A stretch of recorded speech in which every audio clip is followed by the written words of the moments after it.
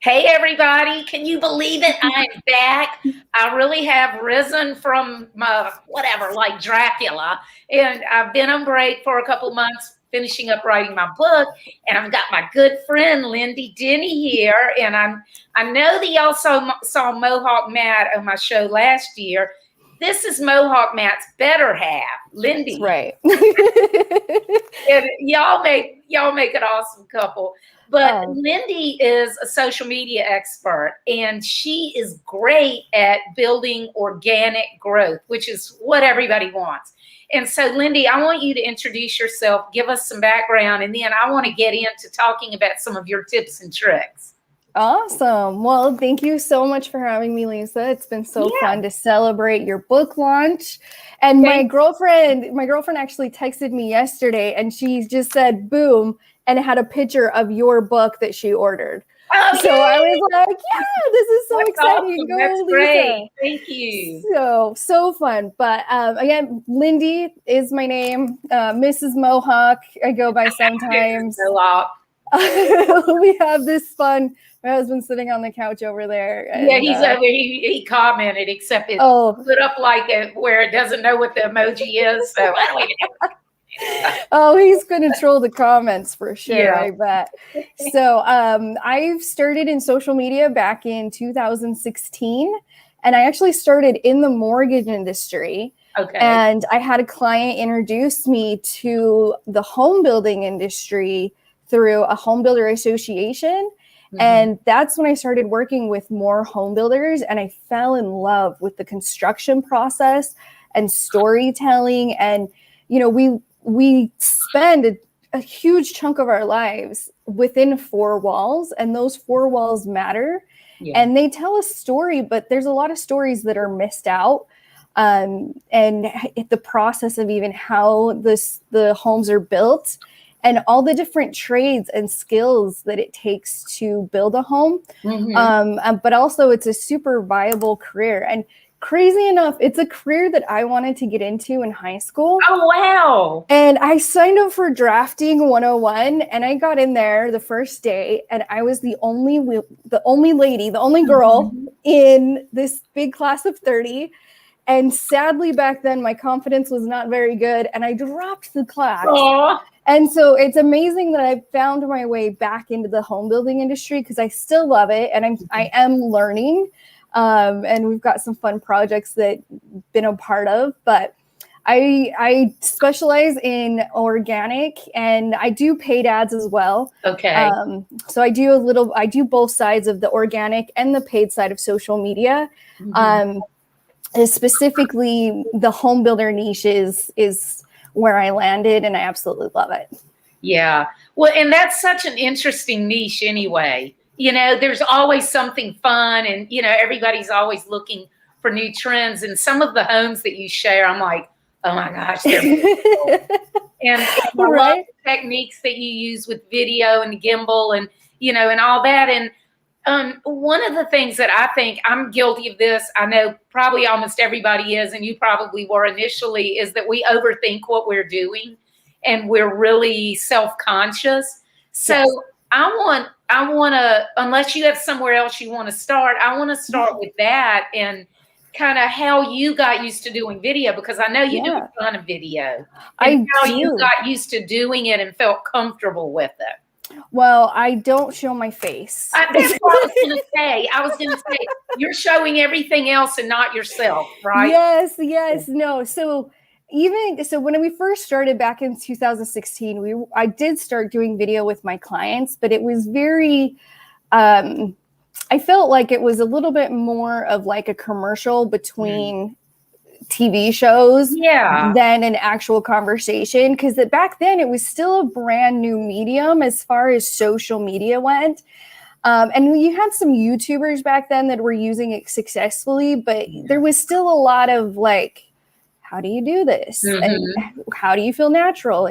And a lot of times people go into their like professional voice, and they like over enunciate. Like It's like, whoa, okay, we already know what you look like. We already know what you sound like. If you put on a show, or if that one day you get all dolled up like you're going to the Emmys, like we're going to know that you're putting in a lot of extra work. Yeah. And it actually pulls away from the authenticity of connecting with your peers on social media, because that's what we go to social media for, is to connect with people, not to be sold. Yeah. And so it did take a while to find kind of that line and how to get to that point. But I did start filming a lot of home tours it was probably 2018 is when I first started filming my home tours. And crazy enough, I did it all with my cell phone. Even back then, the thing about social media is everyone does overthink it. Yeah. They try to think from a marketing mindset. And that is like the biggest problem with social media is marketers. Like, even though we market on social media, I hate marketers. Yeah. And I get conflicted with it from time to time. Because I do see where people fall into those pitfalls. And sometimes I just want to shake them and be like, step back and, think about how you want to be reached. But it just doesn't always translate well. But so I actually started filming in portrait mode. So with the right, so tall. And I went to this conference and I was there, Vimeo, or not Vimeo. Yeah, now I'm getting confused with Vimeo and oh my gosh. Okay, so there's one that's like a video app and there's one that's a cash paying app, but they have like very similar names. Now I'm mixed. I'm like, but anyway.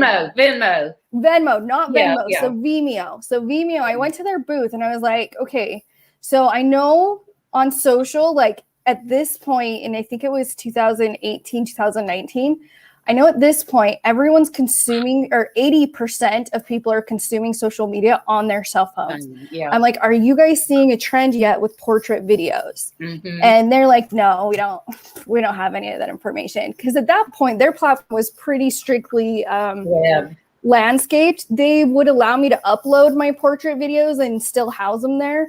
But it was still landscape based. And it's like this in the middle of the landscape. Yes. And YouTube does that too. They do, because that's just what they're set up for. And started out based or browser based. Yeah. So I was like, well, I'm just gonna keep shooting on portrait. Like, I know what I'm doing. Be the rebel. Yeah. And I did have a little backlash, especially in the early days. A lot of people are, you need to film on landscape. I need to see it more. I'm like, but you're on your little phone and you can't you can't really see it. So I stayed strong and fast forward a few years, TikTok enters the scene. And especially in COVID, it kind of blew up as far as people were bored and they needed something to do. And what TikTok is so amazing at is their actual software, their programming of how to use TikTok, and its simplicity, because you can only post a video, you can only comment, and you can only go live. Like, that's it. There's no other features, and your description is limited in characters, so you barely have enough to even write a thought, or something to accompany it. So TikTok came around, and I started playing with it, and then I realized I had like 3 years worth of video content that I wasn't doing anything with.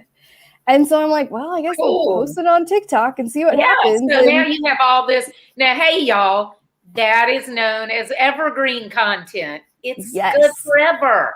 And of course, some home things go out of style, but still, that's what y'all need to aim for, is creating content that you can use for years. It is evergreen. And the reason it's evergreen is because I don't have an agent walking through it. I don't have marketing plastered all over it. Like, I definitely, unpopular opinion, I hate branding on social media, because social media is all branding already. Yeah. I already know how to get a hold, like the generations, we have been trained of how to find out more from you. Yeah. I know that if I click into your profile picture, I'm going to get your email address. I'm going to get your other social accounts. I can DM you. Like, I know how to get a hold of you if I'm ready to get a hold of you. Yeah. But if I'm not ready to get a hold of you, I don't want you constantly like selling something at me. Like, Gary Vee has this concept of jab, jab, right hook. And the whole premise of it is to kind of share what you're working on and what you're a part of and kind of your daily life, so to speak. But it's not constantly a sell. And then every like 5th or 6th post, you do that right hook where you just say, oh, by the way, I'm a real estate agent. Or by the way, if you have someone that needs mortgage help, I'd be happy to assist with that. Yeah. So it's not a constant sell, because I looked it up, and we see 60, or sorry, I have to remember the numbers. We see 60 to 80,000 impressions of branding per day. Like if you're watching this live on YouTube or Facebook or any other platform, like we are constantly being branded, or we constantly are being marketed to. And when we go to social media, that is not why we actually go. Right. We go to relax and have fun. And to connect with people. Yeah. And so I try to be very intentional with whatever posts I'm doing, where I promote the builders, and those that are interested in that style, they can be interested in that style. If they're not, they'll move on to the next style. And I'm totally okay with that. Because, you know, like, it's all subjective. Like, you know, I could be into mohawks and you could be into like bald guys. Yeah. Like, that's just the nitty gritty of it, right? Like, yeah, and you don't need everybody. You don't. Unless you're a humongous corporation, you really only need a few clients, a few good customers, you know, a nice solid tribe. You don't need everybody. And if you're not acting like yourself, then they're going to look past you, because everybody's attracted to people who are like themselves, or who are like they want to be. Yes. They're not attracted to fake. So I always tell people, think to when you're dating. Okay. If you get, like, I like to dress casual. I'm like not into like spiky heels and all that. And I'm like, so if I were to be like getting all fixed up, put on a ton of makeup and spiky heels and all that, and going to places that are all that for me, you know, I could do it for a while, and by the way, I'm married, so I'm not looking to, but theoretically, look at somebody, if I met them like that, and then I acted like myself, they'd be like, what the heck? So you have to be yourself so that you attract people, so that you attract the people who are a good match for you to possibly work with. Well, and so when I can throw in a tip and a tool right here, because that is absolutely true. You want to stay true to who you are, because even being true to yourself, you'll repel people. But that's just the nature of human psychology. Like, and that's a good thing. It just happens. And you know what? It's great, because you find out like who you aren't going to be associated with. And it kind of acts as its own barrier. Right. It's a great way to weed people out earlier. And I could tell people, especially people who have newer companies, I've had my business for 25 years. One of the biggest problems you can have is working with the wrong people, or offering too many things because you feel like you have to do everything or you're going to miss out.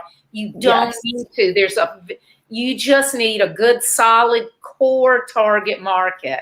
Yes, you do. And in that same respect, you also only need to focus on one platform.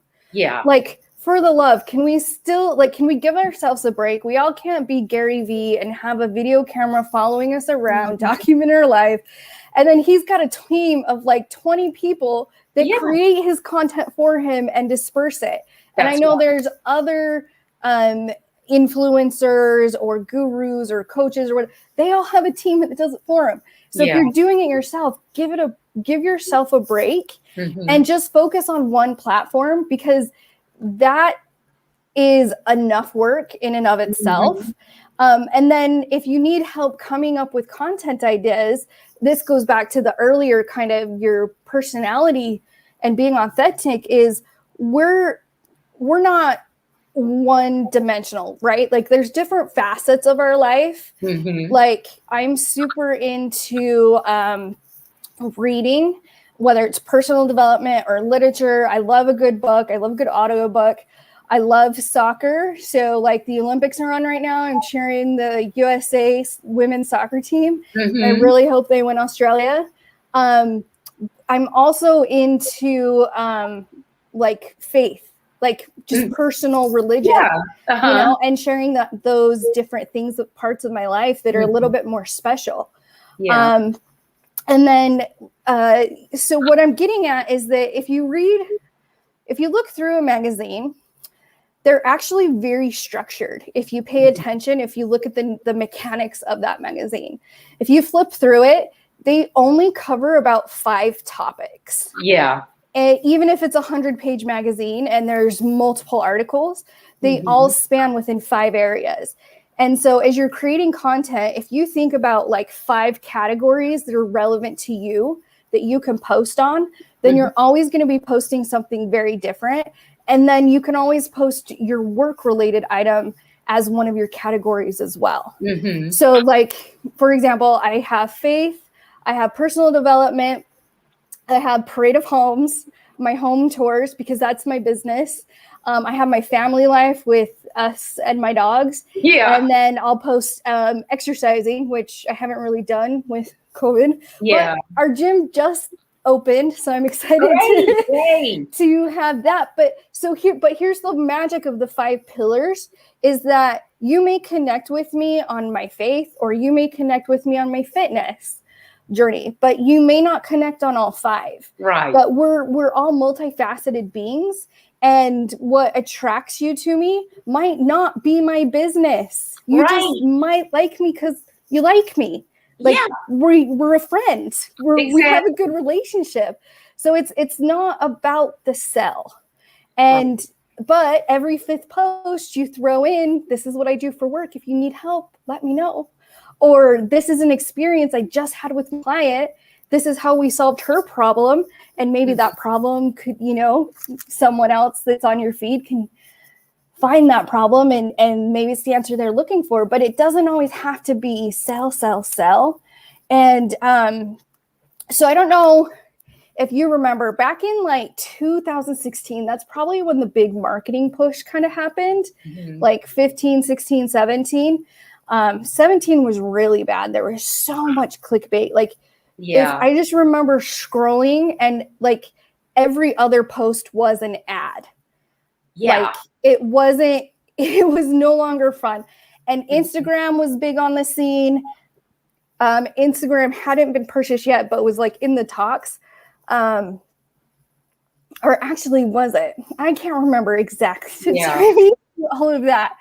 But Facebook did buy Instagram. But in 2018, what happened was Facebook was losing people using the platform. They were leaving to go to Instagram, or they were leaving to go to YouTube, or back then it was Musical.ly.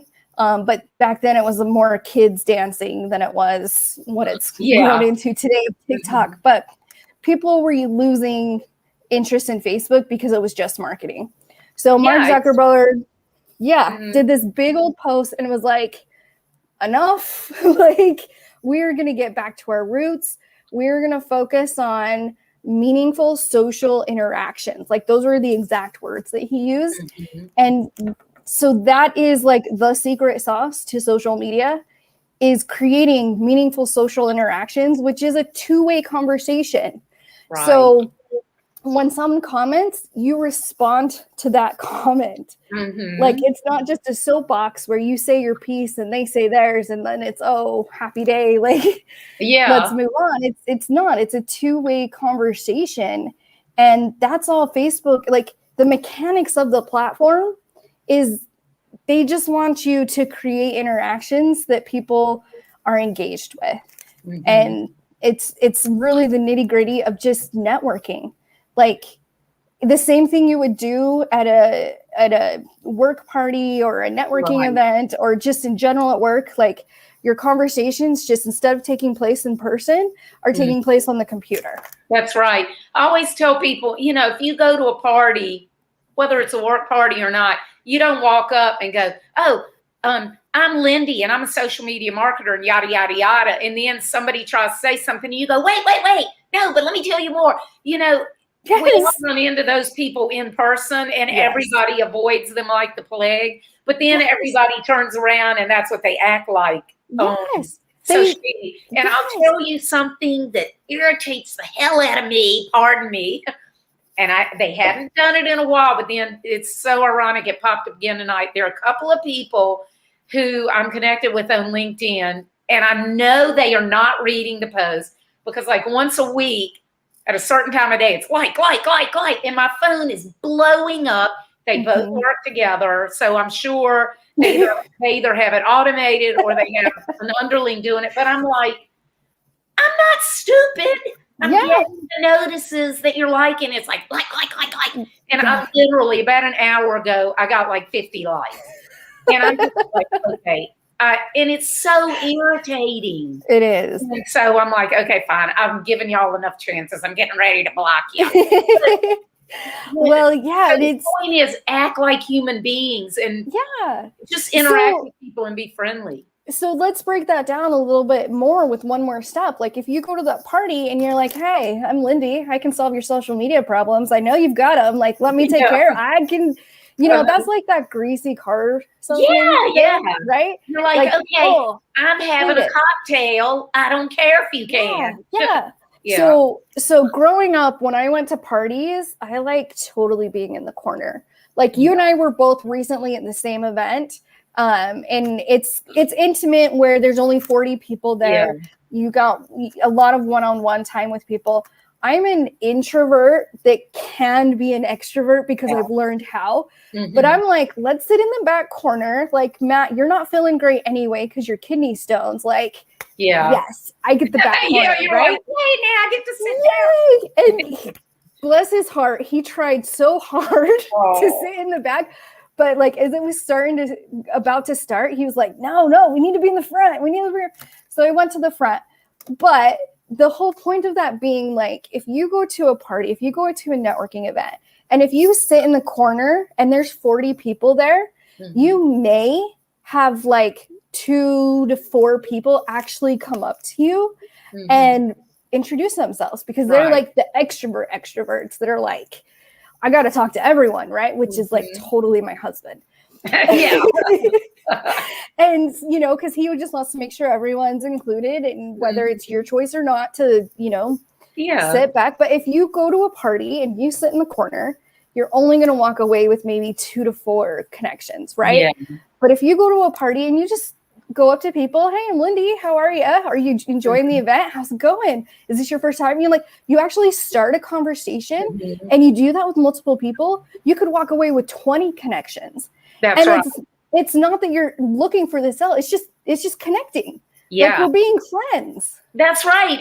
And that's what it all boils down to. I think I said earlier, people work with people that they like. And we're not working 24 hours a day. We want enjoyment and everything. But since we work with people we like, if you act like yourself, you're more likely to run across the people that like you.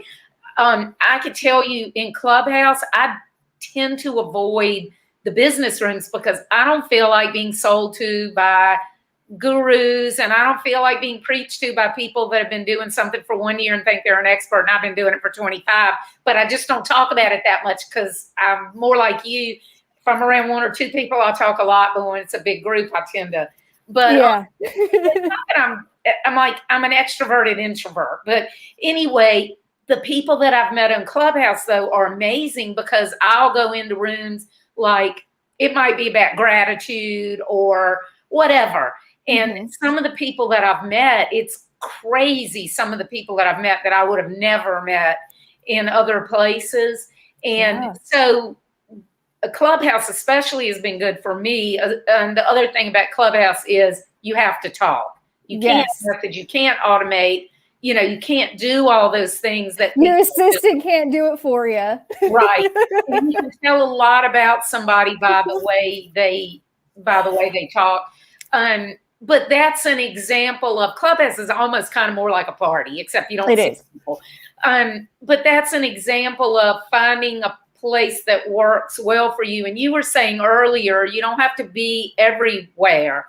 The way I look at it is find what the things that you're the most comfortable with, whether it's video, audio, whatever, and the place that the people that you want to work with are at. Yes. So, depending on your market and the age and everything, like TikTok 2 years ago, no, my clients wouldn't have been on there probably. My clients are now. But that's the thing. You just have to think about what you enjoy and where you can find those people. Mm-hmm.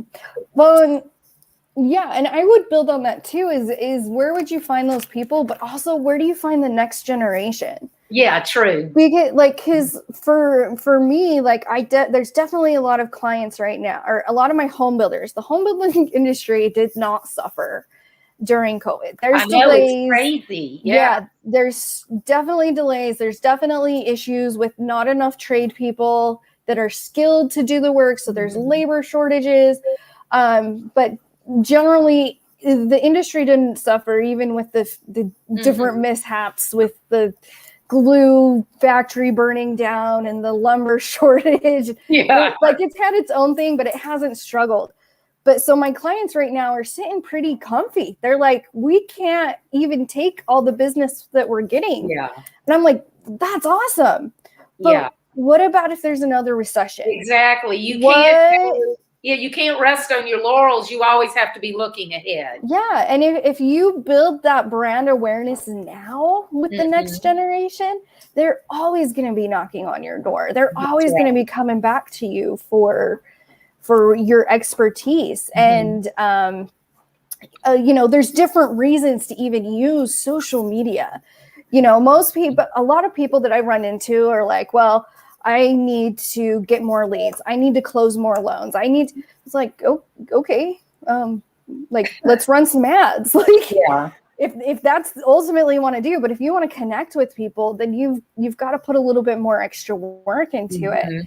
And the beauty of organic is you can do a lot with organic without actually running any ads, but you have to put a little bit of work into it because it is networking. Yeah. You can't just post a meme or a pretty picture and it work like it did back in 2014. Where people have changed, the platform has evolved, the psychology has evolved. And if you understand just the basic human psychology, crazy enough, that's how the platforms were built, is to play off your psychology. And it's really, really freaky when you get into the nitty gritty of it, because it really is kind of controlling in a way, because it really is based off your psychology. If you react to certain posts, the platform is going to show you certain posts. And that's why I get all the animal posts. Yeah, right. You like yeah. So definitely figure out what your intention is with social and be honest with it. Am I doing it for my own vanity? Am I doing it because I want brand awareness? Am I doing it because I just love sharing my life? If it's just for lead gen, great. Then we need to put you on a path where it's just lead gen, and we can set you up with, Facebook messages or ads that come to messages that your client, there's definitely, so social media is a tool, right? Yeah. Just because I pick this pen up doesn't mean I absolutely have beautiful penmanship or, actually can even know how to use it. Every once in a while, they'll throw some nifty little mechanical something where you how do I use this pen? Or just because we pick a tool up doesn't mean we know how to utilize it. Right. Social media is like a Swift Army knife tool or something, where it has all the different little facets and I don't have one right here. You have to use every single part of it. Exactly. Yeah. people, we get so fixated on the tools, and even outside of social media, everybody's like, oh, they're using like this email marketing platform or this, that, I got to go use this. And every one of them are just a tool. All that matters is, it's kind of like diets. When people go, oh, that diet doesn't work. No, sorry. All diets work. It's just whether you're, how you use it. I did a video back last year when Steve Sims was like fussing at me because I wasn't doing enough video. That's why I started the live shows, is because I love having conversations, but I hate just holding my phone up and talking in it. You know? Yes, absolutely. And unfortunately, I'm not in an industry like you are where I have really cool stuff. Except like the poster behind me. But, I love it. Thanks. But so last year I was out mowing. Now I love to mow with a push mower. And we have really steep hills, and I will mow for hours and hours. And so I was out mowing one day, but my husband hates it. He hates mowing. So he uses the riding mower because he can ride around and do it fast and drink beer while he's doing it. And I use the push mower because I can listen to music or podcasts, and I get cardio and strength at the same time, and I get some sun and whatever. And so, I mean, I was like, I got to rip off the Band-Aid and do live video of myself and just not care. And so I did a video then, and I was like, I started talking about that topic. Whatever it is just a tool. And I said, analogy, I'm doing this because I like, blah, blah, blah. He uses that. And I had so many people go, oh, I never thought about that way. And I'm like, either way, the grass gets mowed. The grass doesn't care how it's mowed. The people who look at our yard don't care how it's mowed. And I don't care how it's mowed other than whether I enjoy it. Yeah. And all that anybody cares about is that it isn't this tall. Right? So if we kind of put things in perspective, but I think just human nature is to overcomplicate things. Yes, it really is. And so I have a question for you. I'm testing this theory. Let's see how you answer this. So if you went to the mailbox and got your stack of mail, what is like when you're going through the motions, talk us through how you go through the motions of after you get the mail. Like, what do you do with it? Okay, so we have a P.O. box. So I go through it. So I have it like in a stack, and I flip through. If it's something I don't want, I put it if I don't care at all, I put it to the back. I put the important things like a check in the mail to the front, or bills behind that because it's not as exciting. And then, so from front to back, it's going to be what I really care about to what I don't. And then the stuff at the back gets pitched. And then the other stuff, okay, I bring home and deal with. Yeah. So you pitch it. Is that what you said? You throw it away? The stuff that I don't care anything about, I'll either throw it in the trash or bring it home to burn or shred, depending on what it is. But I sort it right away, and I don't even look. And like, Uline, the packaging, like I used to buy stuff from them 20 years ago. I literally get a catalog like this in the mail. I pull it out of the post office box and I throw it in the thing. I'm like, why are y'all still sending these things out? So depending on what it is, but I immediately sort through it. Don't even look at stuff because I can tell just from looking at it whether I even want to look and see further. Obviously, you have to open a bill, but other things I immediately know. I'm like, nope. So beautiful answer, because that's exactly what I do. As soon as the ads, the mailers, all of it goes immediately in the recyclable. And if that's what you and I are both doing, you can bet the majority of the population actually does this. And I've tested this over various groups. We know how to throw away marketing before we even closely look at it. Yeah. So think about that when you're posting on social. Because if you go in that mindset of, oh, I'm gonna do some marketing and I'm gonna post it and I'm gonna brand it and I'm gonna put cute little frilly stickers or whatever you do, once you start posting marketing material, we are immediately trained to just throw it away in the recycle bin. So if that's how you're approaching your social and you're not getting engagement, you're not getting likes, you're not getting comments, like that could be your issue, is you're going in with a marketing mindset instead of here I am, I'm a person, that I get to know me. Yeah.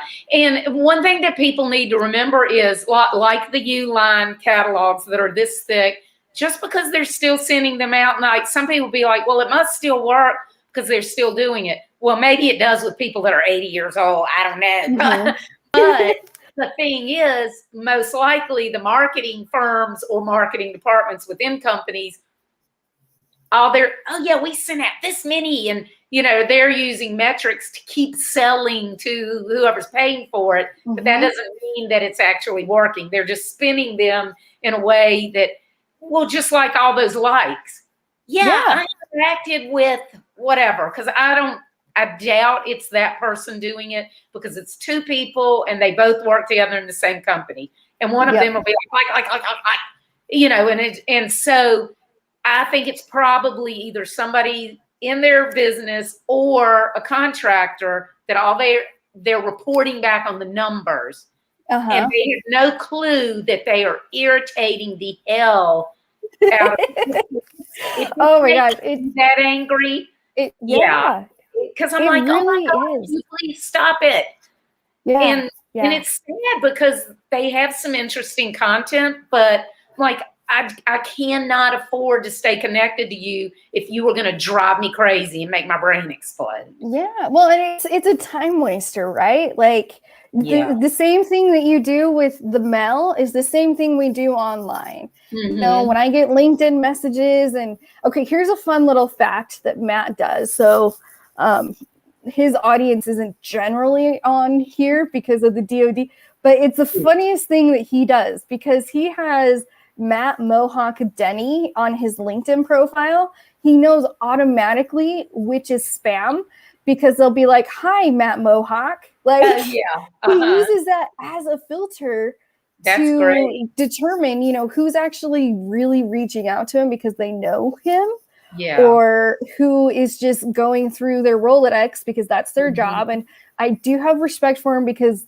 a lot of the times that is their job, to try to engage and try to cold contact in any form is like the worst. And I applaud people that suck it up and do it. But when it comes to engagement, because that's ultimately what we're talking about, like likes, comments, saves, shares. I think engagement is one of the most important metrics. Because that's how you tell kind of with your audience if it hits or not. That's right. Now, it's not the end all be all. Like I can make an argument for different metrics, but for basic social purposes of brand awareness or connecting, if you don't have comments or things like that, then you need to tweak your copy a little bit, or your style or your writing, so that because if you're going to use it like a marketing platform, then you have to make adjustments to your marketing to market to the people, because the platform is designed to get you in front of people. It doesn't mean the right people. It doesn't mean like it's just going to get you eyeballs. So there's two different types of engagement, and I call it proactive and reactive. So most people are pretty decent at reactive engagement. And what that means is, if someone comments on your post, whether it's a video, whether it's a photo, whether it's just you write out your thoughts, please respond to them. That is reactive engagement, right? Continue the conversation. Yeah, that's like, if you're in front of them and they speak to you, you're not just going to go and ignore them. Like cold shoulder, right? Like, because that's what it's a virtual cold shoulder to not respond.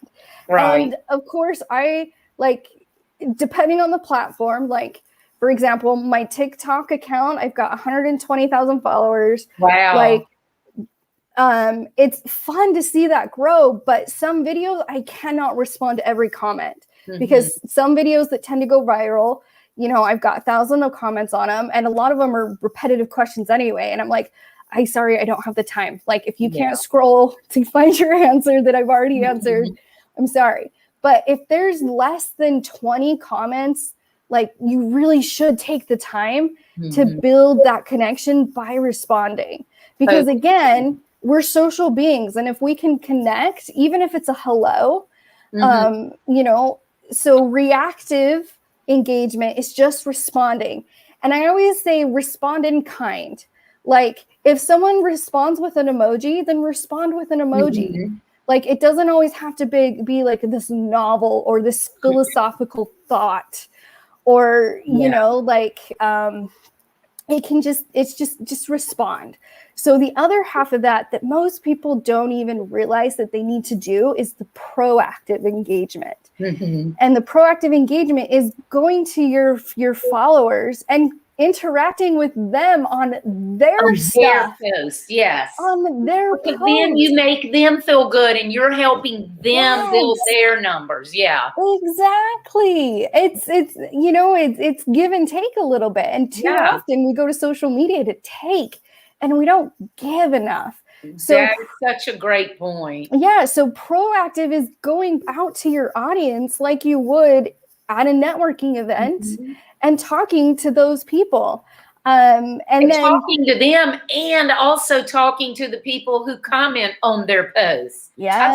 I had some of my greatest interactions that way with people I had no connection with, and we were both commenting, and but that's how it is. If you're at a party, you walk up, somebody's talking, you happen to walk up, and somehow you get in, and that's just the same. That's just the way life is. It really is. And then to even what's the word? Expand. To exponential. To even go further, if you're on Instagram, you can go into hashtags of relevant content and start commenting on random people's stuff. Yeah. Because if you can connect over something, one of your 5 pillars or one of, the different things that you connect with, they might connect back. And you never know, if you're always just going for the sell, you're missing out on amazing relationships or opportunities just to connect with someone. And maybe the sell won't come now, but maybe it'll come in a year or two when they're in a different place. And you never know who they know. Exactly. And so maybe they never need you, but you're top of mind. And then some friend says something, oh, well, you need to meet Lindy. Exactly. I'm there all the time. Yeah. Exactly. So proactive and reactive engagement. If you're only going to do one, at least do the reactive and at least respond to people. Yeah. And not give them the virtual cold shoulder. But the proactive, that's how you really grow your brand. And that's how you really grow your audience, is being interested in other people and what they're doing. And when you're actually interacting like that, you're letting people see your personality. Yes. If you're doing it correctly. You're not just supposed to be on there, be like, yeah, come to my site and whatever. But if you're genuinely, oh, that's so cool, blah, blah, blah, or whatever, people feel like they start to know you. And then they're more open to doing business with you. Well, I have a question, because the industry that you're in is so visual and people just love looking at homes and all that. Have you ever worked with companies that are more just, I know you did work in the mortgage industry and stuff. So what type of things that you did you do for them or was it just kind of bad because that was back then? Yeah. So when I started in the mortgage industry, it was kind of a struggle because their social still wasn't being taught in colleges yet, or trade programs. We were all just all of us were just reading books and going to social media marketing world conferences. Yeah, it's like, how do I do this? What's the formula? Yeah. Gary Vee was an early leader. So, I mean, I worship him as far as information and stuff goes. But even back then, it was still so new that it wasn't even taught yet as a degree. And even now, it's still, I did have since gone to school for, I am a certified digital marketer, but I'm I already know all this stuff. Yeah, guys. It's why do I do it? You only need the certificate because I need the credibility. Somebody else thinks you need it. Yeah. Yes. I was actually doing social media workshops back in 2010, 2011. Most of the people in the workshops I did didn't even know what Twitter was. I had explained, but so it was really basic stuff. And social media is not my specialty. Mine is more big picture strategy, but my company's web and marketing strategy. Oh, so. Yeah. Well, and so back. Sure. Go ahead. No, go ahead, because I forgot what I was going to say anyway. Yeah, I was going to say back then it was more kind of just brand awareness and building an audience. And I spent a lot of time on engagement. And, so I learned a lot of the things. I personally struggled with the mortgage industry because I didn't feel like I could really expand my creativity. Because of it's so heavily monitored with RESPA and violations, and you can't use certain words and you can't run certain ads, and you have to be very specific and very we always had to go to approval to compliance, and compliance never liked anything we sent up, so it was constant rewrites or constant graphic changes, and it like for me personally in my creative process, it was draining. So when I got into the home building industry, like for me, it was like the shackles are off. I can do whatever I want. Because it's a more creative industry and more visual, but also you're tending to work probably with smaller companies. I want to tell you somebody, and you may know her, but I want to make sure I give you the right name because I don't want to embarrass myself. Yes. So I know her through Steve Sims Group. I know her through the Speakeasies, and she is actually in mortgages. Michelle Mason, do you know her? She's hilarious in person. So Instagram is Michelle S. Mason, blonde hair, glasses. So she says, I educate home buyers and homeowners to make smarter financial decisions. She has started making the funniest videos, and it's just like her, like pretending like she's on the phone, and it'll be like, yes, I know the rates. like she's pretending like she's on the phone with some, dumb, and not being mean to clients. But some of the videos that she has started putting up are hilarious. And so whoops, this is her on the phone, and you can see, and she's making faces and rolling her eyes and stuff. And it's so funny. And I messaged her the other day. I'm like, Michelle, I love your videos. And she said something to the effect of, I finally found myself. And that's the thing that we all get so worried about what everybody's thinking, is that we stop acting like ourselves. And I mean, and that's how she is, because I've met her at the Speakeasy, and she's always so funny and so crazy.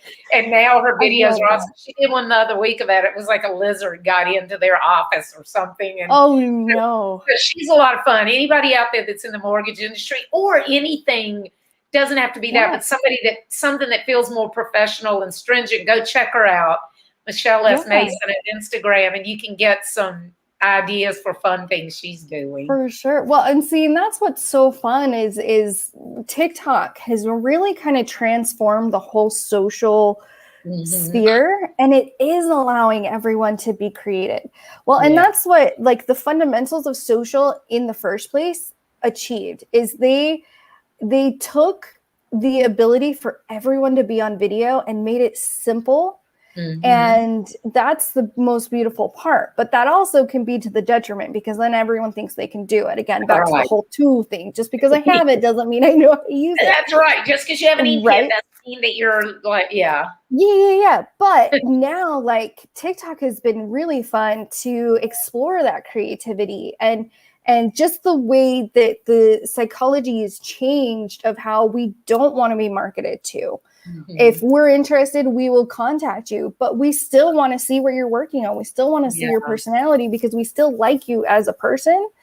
And so like I have several clients that we do more fun stuff with, where I'd be like, hey, I got this idea. Will you guys do it?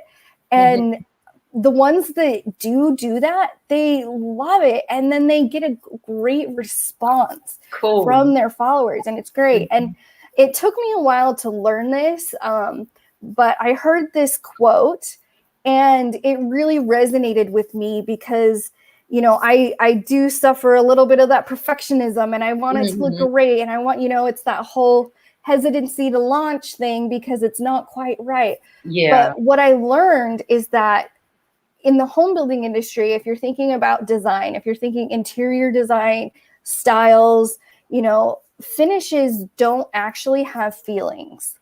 And what that means is that the finishes are the finishes. Like, they don't care if they're green, they don't care if they're brown, they don't care if they're coastal, they don't care if they're century modern, they don't care. Like, they don't care. And even as an interior designer, you have to let some of your personal opinion and your personal design style go to accommodate your client, right? Because your client's the one that lives in the home at the end of the day. So you need to know when you can push a little bit on design choices, but when you need to step back because they're living in the home, not you, right? So finishes don't have feelings. And if you apply that to videos as well, or any sort of project that you're working on, and just let yourself breathe and just put it out there, and then you get better as you go. Like, as you take video, as you show up on podcasts, as you show up in person, as you practice, you get better. And so a lot of times, like when it comes to actual content creation, you know, there's this huge argument over quantity versus quality, right? Some people are heavy, like it has to be quality every time. Every video that we put out, every photo, it has to be quality, right? I'm of the opinion it's actually quantity, because my videos now are 10 times better than 2018. But because I started back in 2018, I'm ahead of those people that are starting today. Right. But my skill has increased, right? So I still put, like, my quality level is high, but it's only because I've worked up to that point. If you were still waiting to post your first video because you wanted it to be perfect, you would still have no videos. No videos at all. And it would still suck. And that's the other thing is we get hung up on the fact that it needs to be high production. And I'm like, it doesn't, you're right. Like, you just need your cell phone, which is charging over there, right? Hold it up. Cell phones are like way better than most cameras anyway. Well, and I always preface that because I also work with videographers. They that is their skill, their trade craft, and they're amazing at what they do. And they still absolutely have a place if they're doing YouTube videos for you, if you're doing certain series, if you're doing if you're at that level where you can afford production, right? So, but use that money that you're paying for the videographer for your website, for your more polished pieces, because you definitely don't need to use them for your everyday social posts, because honestly, it can be a waste of money. Because the lifespan of a post is only 6 minutes. Like, it's not 6 days, it's not 6 weeks, like 6 minutes. And so how much money are you spending for 6 weeks time, right? That's right. Like, I'm not sure what my number is of how many posts I've done on TikTok up to this point. I've only been on the platform since, almost a year now. I guess kind of October-ish of last year. About a year, but I very rarely use it because I haven't had, with the book and everything, I haven't even had the time. Pretty much only have a few videos of my crazy cat. So. Right.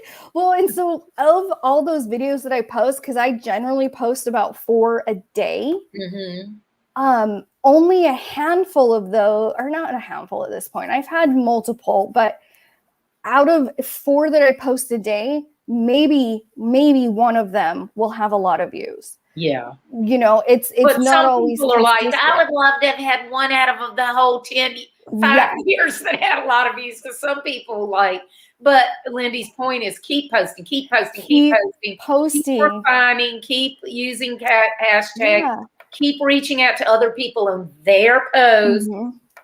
Well, and of those that have gone truly viral, I've only had one go truly viral. I saw that when that one did. Mohawk was like, Lindy went viral. But tell us the story of that. Oh my gosh, it's the stupidest video as well. Like, it really is. I'm like, it's true. It really is. It is. It's a study bed, And basically it's a Murphy bed that has a desk built into it. So when it's up on the wall, like there's a shelf hanging out and you can actually sit and work at the desk. As the bed falls down, the desk goes down as well. And it's flat. So like it's used for like guest beds or things like that, or small spaces. And it went viral and it went cross, like I saw it again. Oh was it yesterday or day before? Did y'all share it again, or did it just pop back up because somebody else saw Yes, I shared it again because it started, I posted it on my TikTok, it went viral. And then all of a sudden I'm getting all these Instagram notifications that so-and-so's posted it. And some of these accounts had millions of followers. And I was like, whoa, like it's a 6-minute stupid video. So that video, is that a home builder that you were working in? Was that just an open tour that you saw, or what was that? So I was down at the St. George Parade of Homes. It's one of my top 3 parade of homes in the country, St. George, Utah. It's every February, President's Day weekend. Rain or shine or snow. Every once in a while, they get snow down there. But I was touring this house, and one of my friends did the plan. Jamie Walker from Walker Home Designs did the home plan. And I went into the office area, and this gentleman from Wilding Wall Beds was doing demonstrations of, it's really cool. That is cool. That is so cool. I better film it. And I think that was in 2019, like early February 2019. Okay. I sat on that video. Oh, that is so funny. For years. Like, I don't remember. What made you decide that day to post it? You're just like, I need something to post? I need something to post. I was looking through all my old archives. You know, we were, it was towards probably like a year into COVID, and I completely forgot about this video, but I was just going through all my old stuff, and I was like, oh, that's a good video. I should post that. And it blew up. That is so funny. I did just repost it yesterday on my personal page, because I do manage. So I have my TikTok account under my personal name, and then I have my personal Instagram account that's me as a person, as my family. My business account is Parade of Homes IG, and that's where I promote and connect with all the builders that I film. Yeah, and I love that. I always go look at that. I love the photos that you post. There's so much amazing homes that are being built across the country, and so I love highlighting and just sharing them. To be in. It is so much fun. So if you think about it, it encompasses so many different angles, because it's building, but it's decorating, and it's, you know, swimming pools, and it's just there's just so many things. And that's why I love the world of web development. I used to be an accountant, and my mom wanted me to major in computer science. I'm going to tell y'all, I'm 60 years old. So when I went to college, it was 1979. To me, a computer was like this foreign thing, because back then it was the punch card days. I'm like, I didn't even know what you would do with the degree in computer science. So it's really funny that in 95, I discovered web design, and I ditched my CPA license and started this business in 96, and basically combined my business and entrepreneurial knowledge with web design and development. And now I'm come back around full circle where I mostly do strategy. But my point is, that's why I love the internet so much. When I discovered web design, was because I was so sick of accounting.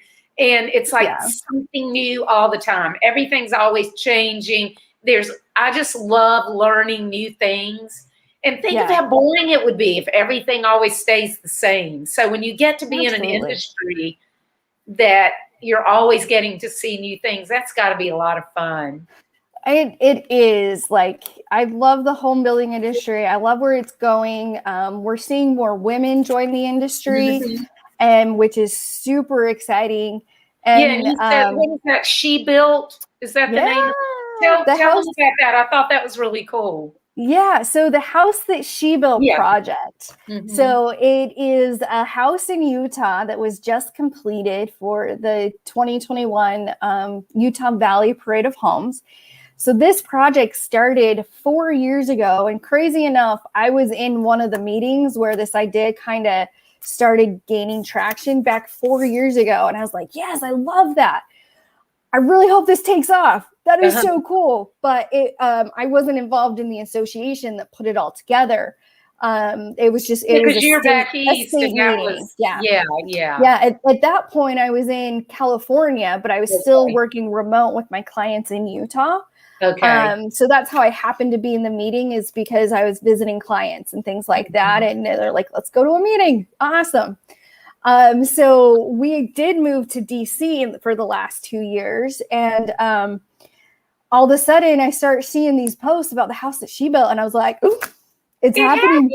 It is happening. So I'm like, oh my gosh, this is amazing. I don't know how I'm going to contribute, but I love what you guys are doing. I have a small platform.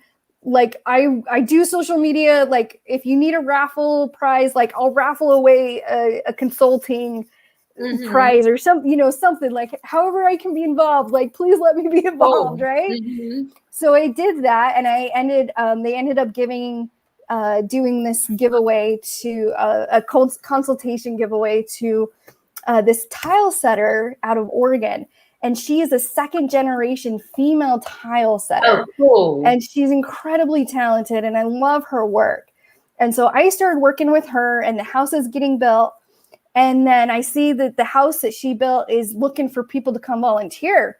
And I was like, hey, Abby, you need to go volunteer. And she's like, oh my gosh, I'm all over this. Thank you. And she and 8 other girls were brought together for trim week. And that was like the finishing work, like stairs, carpentry, crown molding.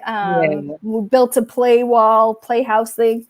And I knew one of the general contractors over the trim team. And I was like, hey, can I buy a flight and come out? Like, I'll totally just I just want to be on site. I'll film videos. I'll promote the heck out of it. And she's like, absolutely, come out. Yeah, I saw when you did those. I thought it was so cool. It was so much fun. And they were so fun and open to just doing fun, silly videos. And that's what actually got a lot of attention and growing that network and spreading it out.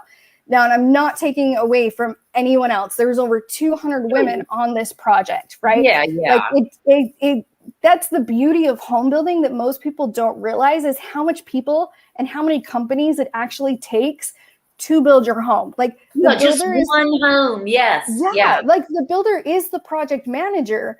And sometimes they don't even actually work on the house. They just put it all together for you with their different contractors. Yeah.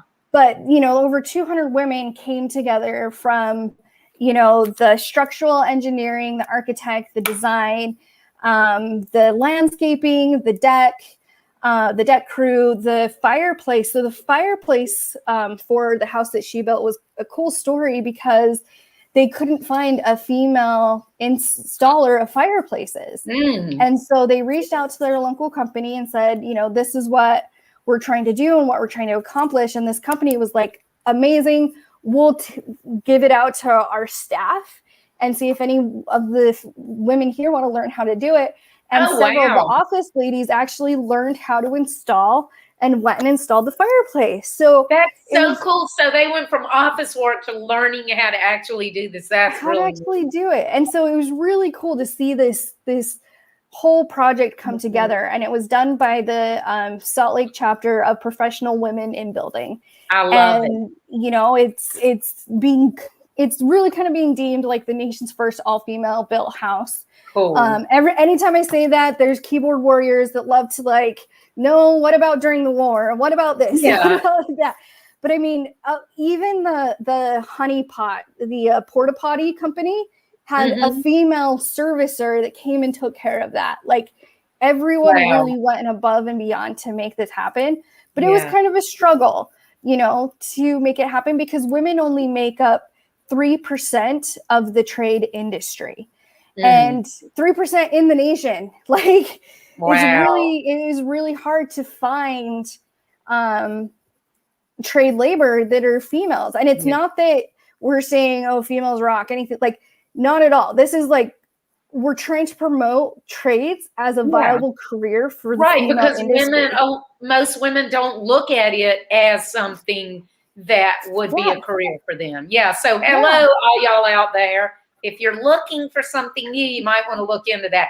And because Yeah. there's so many things that go into building the home, almost anybody could find something that they would be interested in. Absolutely. And they have the National Home Builders Association is a lot of support for this. And a book is being published through them called The House That She Built. And that'll be available in September I think that's when the release date. Is it like a coffee table book, or is it a book about the project? Kind of like a memoir thing. Children's book. So it's a children's book that tells the story of like, this is the woman that did the structural engineering. This is the woman who is a general contractor. This is the person who is the excavator. And it's showing all the different roles in the home building industry, and then all the different women that can fill those roles. That's really cool. It's beautiful because, you know, like, we're not all meant, like, I personally wish I would have gone into the home building industry sooner. Like, I love being on job site. I love working with my hands. I love the physical exertion.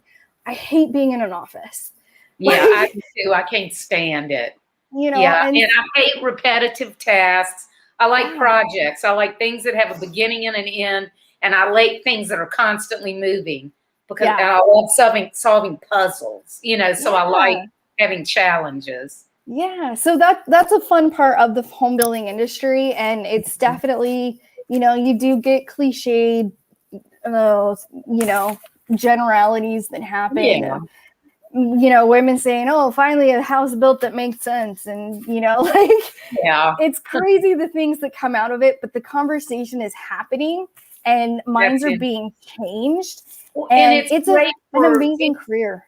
It's great to expose the career potential to girls, but it's also great to expose it to boys and men that women and girls can do this, you know, just so that everybody's looking at bigger picture. I can't believe we've been talking over an hour. I mean, I think we've been talking for an hour too, but you and I could just talk all night, Lindy. I think we could. Let me see. I don't think we have any questions. I think it's mostly comments, but let's say, do you know Ash? I do know Ashley Floyd. I love you, girl. Thank you so much for watching. She is amazing. She was just making comments. So I was just checking to make sure that there were no questions. Yeah. I'm so excited to talk with you, though. I want to have you on some more, though. And I want to figure out something that we can do together that would be fun and disruptive. Right? I've got some ideas. Okay. Right. So I want you to tell everybody how they can find you. But first, I'm going to tell them my new book, Disrupt Your Now, The Successful Entrepreneur's Guide to Reimagining Your Business and Life. If you go to my website, LisaKipps-Brown.com or DisruptYourNow.com, you can find out more about it. I've got 50 entrepreneurs in it, including Steve Sims, the real life Wizard of Oz, which is how Lindy and I met.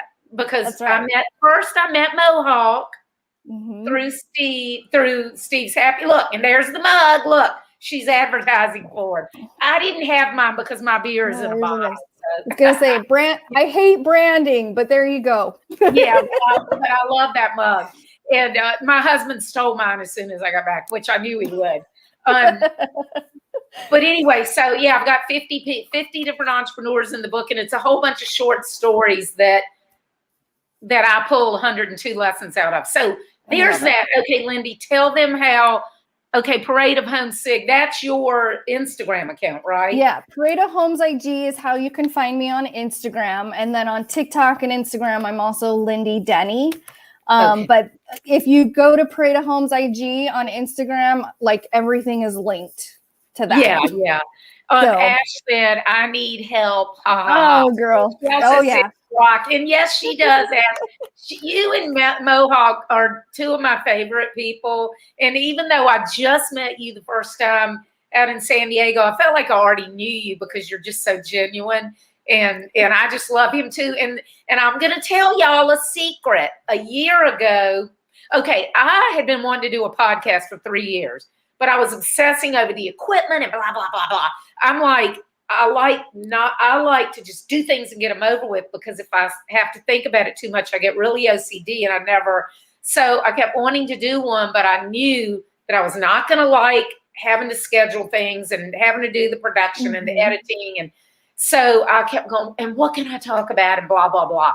So when Steve kept going, you have to do live video. And I'm like, I don't want to talk like this to the camera, That's when I was like, oh, well, I'm going to have Matt Mohawk to talk about doing live video because he's so good at it. So I'm like, Mohawk, come on and talk to me about live video. And he's like, I've only been doing it a couple of months. But I had so much fun that day. That's when I was like, okay, this is what, instead of doing a podcast, I'm going to start doing a live show because that way I can talk as long as I want, but I don't have to edit out a bunch of stuff and it's out in the wild. Because I'm like, Lindy, once it's out there, I don't care. But once it's here and I haven't put it out there, I'm like, oh my God, it's got to be perfect. And I think those people are like that, don't you think? Most people are like that. I do much better live. Like I've done a course before, and I had to record myself, and it was the worst thing in the world because I was just talking to a camera, and I kept stumbling over my words, and I wasn't confident. You're trying to think of every word. You're not being conversational. Like, I got to say it just right. Yeah. So when I go live, I much prefer it to go live because it's more fun for us, but it's also more fun. And I've had people tell me, and it's funny because like I've had guests like the author of the book about Motown, and he used to be the editor-in-chief of Billboard magazine. And he's like, you asked the best questions. He said, you made me think of things I've never thought of. And so, because once you get in a conversation, you don't ever know what's going to come out. But I totally forgot my point because I have ADD. What I was saying is Mohawk was on my very first show when it wasn't really even a show yet. So now that I'm rebooting after taking the hiatus, he was going to be on here tonight because he was the very first guest, but he's sick. So but I wanted you as a guest anyway, Lindy. So this has been awesome, and we'll just get him on here later. I've had so much fun talking with you.